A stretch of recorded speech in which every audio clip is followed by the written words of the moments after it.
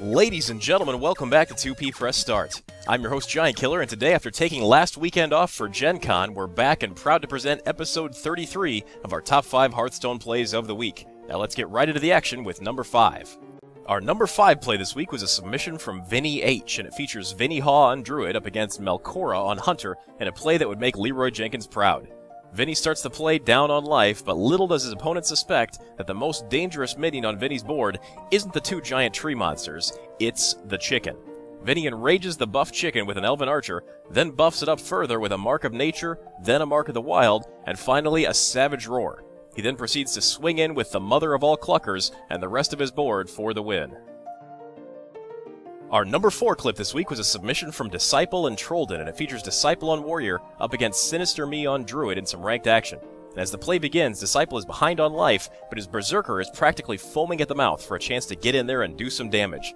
Disciple starts out by dropping Grommash, then he swings in with his Death Bite at the Yeti, enraging Grommash and triggering a massive attack gain for the Berserker. A Shield Slam removes the last remaining Taunter, leaving Disciples free to rampage across the board for exact lethal. This week's number 3 play was a submission from David C. and others, and it features Hysteria on Shaman up against Jehudi on Priest, in a play that we knew was going to be good as soon as we saw the Alarmabot.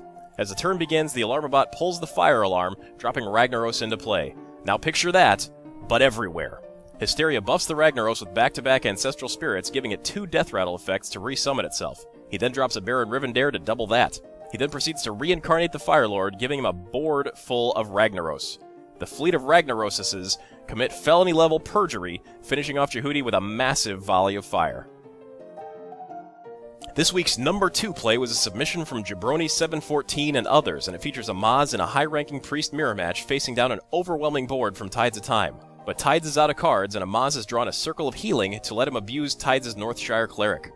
He starts out by healing the Cleric to force a draw for 1 fatigue damage, then attacks to damage his own Shadow Priest, followed quickly by a Pyromancer and a Circle of Healing to force 5 more draws and damage both of his minions in the process.